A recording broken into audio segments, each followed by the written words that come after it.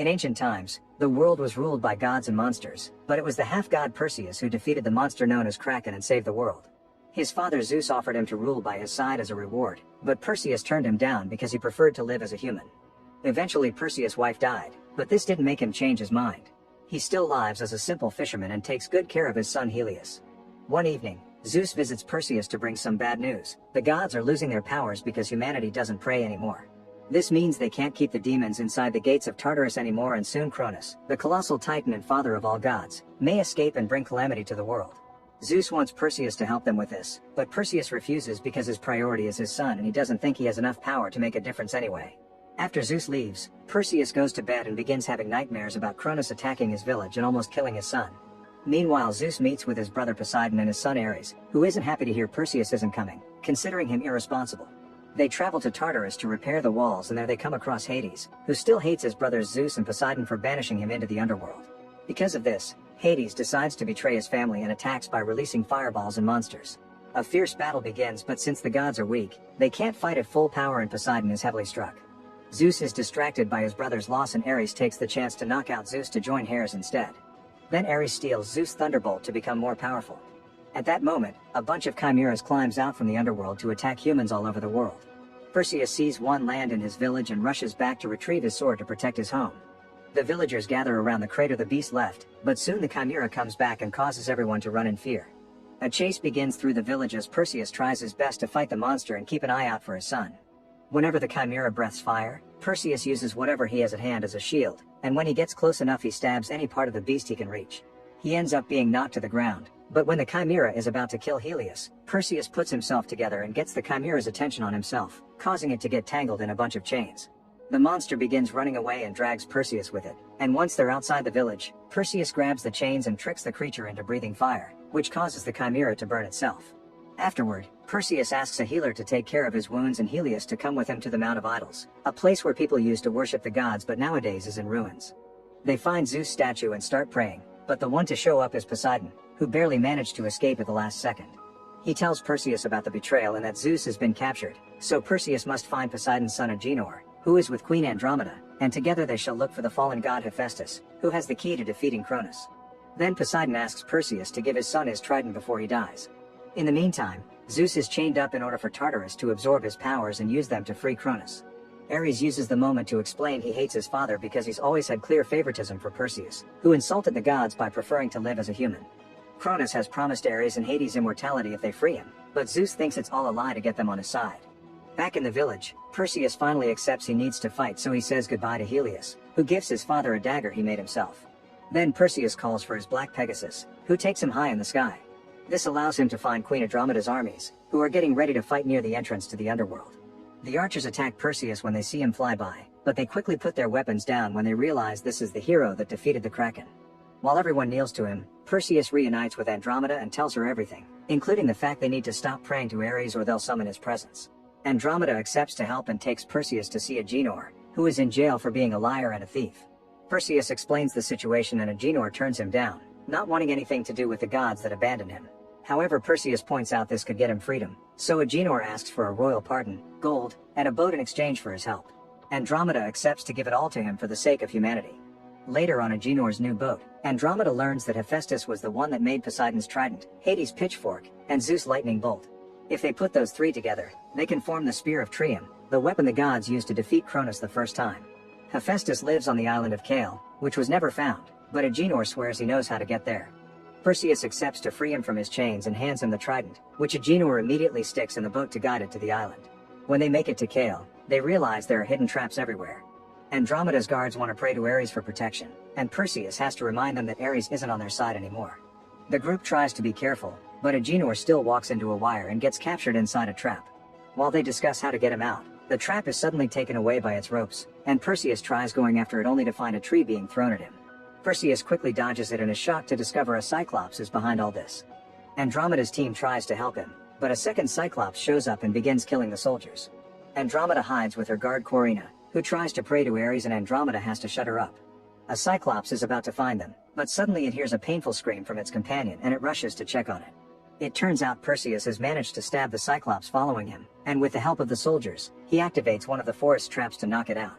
The second Cyclops comes to attack and Perseus activates the trident to defend himself. This causes a third Cyclops to show up and stop its companions because the trident is the symbol the group was sent by the gods. Agenor is freed and the Cyclopes kneel for Perseus in respect.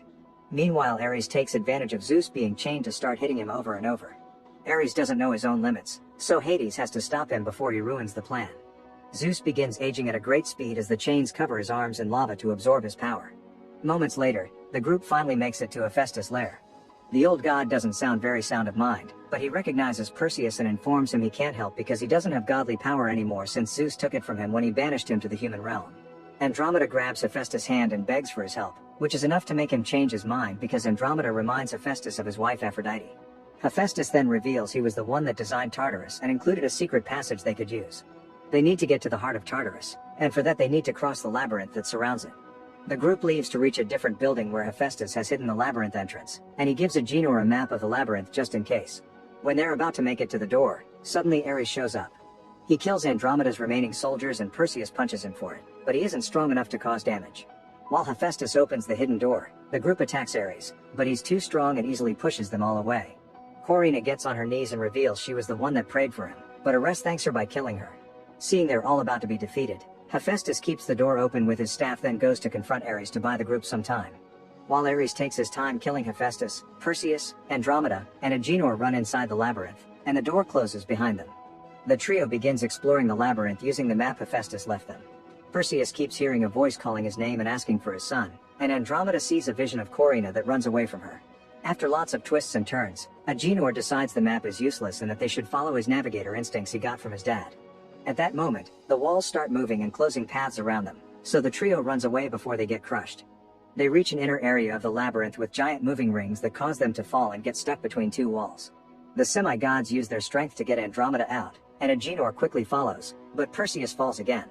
In a dark corridor, Perseus finds Helios and has to remind himself he isn't real. He goes looking for his friends only to be suddenly attacked by a minotaur, who tries to stab him with its horns. A fierce fight begins, and after lots of struggle, Perseus manages to push the minotaur into a wall to get its horns stuck. Perseus then begins beating him up, and when the horns break, the minotaur tries to use Helios' voice to ask for mercy, but Perseus kills it anyway. Since the minotaur was the protector of the labyrinth, now that it's dead, a clear path opens for Perseus.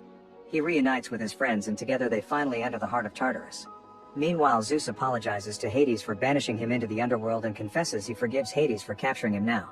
Hades starts changing his mind since he's always wanted the approval of his family, but at that moment Ares shows up and attacks him to stop him from freeing Zeus.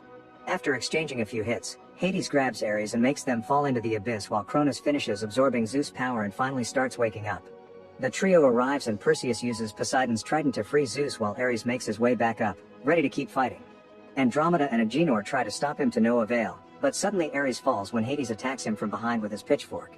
The trio runs away with Zeus as Ares takes the pitchfork from Hades and throws it at Zeus, stabbing him in the back. Zeus uses this as an opportunity and puts together the pitchfork and the trident to make the group teleport out of Tartarus. Furious, Ares stabs Hades, then he checks the area to discover Perseus dropped Helios' gift. Minutes later, the group appears at Andromeda's camp, but Zeus doesn't have much time left. He tells Perseus that Ares has his lightning bolt, so they need to steal it and make the spear, which only Perseus can wield. The group makes a plan. Agenor, Andromeda, and her army will hold Kronos back while Perseus gets the bolt. He prays to Ares and asks him to meet him at the temple, which he reaches by flying on his Pegasus. The entrance to the underworld explodes and fireballs begin falling all over the area, bringing all kinds of monsters with them. The humans fight with all the weapons and strategies they can muster, but they won't be able to hold on for much longer. Suddenly Hades shows up at the battlefield to visit Zeus, holding his hand as he accepts to forgive him and shares his last bit of power. This makes Zeus look young again and heals his wounds. Then both gods join the fight, bringing down monsters as if they were flies. Meanwhile, Perseus arrives at the temple and discovers Ares has brought Helios, because he wants him to watch his father be taken away like Ares had to watch his own. A fierce fight begins between the brothers, but it's easy for Ares to overpower a semi-god. When Ares is about to kill Perseus, Helios comes forward with his dad's sword, which distracts Ares. Perseus uses the chance to jump on his brother from behind and steal the lightning bolt, which he then uses to finally kill Ares. Now that he has the three weapons, Perseus puts them together to create the Spear of Triumph. Meanwhile, Kronos finishes awakening and appears on the battlefield, so Hades and Zeus concentrate on attacking him. Their power is weak and can't do much, thus Kronos ignores them to start destroying the area instead, shooting lava all over the place. Perseus arrives on his Pegasus, but he can't come closer to strike because of all the raining lava. Hades and Zeus put their powers together to land a good hit on Kronos and give the chance Perseus to fly closer. This enrages Kronos and causes him to hit the land to send a powerful wave toward the gods. Zeus pushes Hades out of the way and puts up a force field, but he isn't strong enough and gets hit back. This distraction is enough for Perseus to dodge Kronos' last lava wave and flies directly into his mouth to stick the spear directly inside his body. The plan works and Kronos explodes until nothing but ash is left behind. The army celebrates and Andromeda is glad to see Perseus flying back alive. Afterward, Perseus reunites with Zeus, who mentions the era of gods is over and thanks Perseus for his help. Since Hades can't buy him any more time, Zeus dies in his son's arms. Then Hades announces he's powerless now, so he'll have to start a new life. Moments later, everyone at camp begins taking care of their wounds. Agenor bonds with Helios because he wants to be a good uncle, and Perseus approaches Andromeda to kiss her. When father and son get a moment alone, Helios admits that after seeing war, being a fisherman doesn't seem so bad. However, Perseus wants him to be ready for the future and decides to pass on his legendary sword.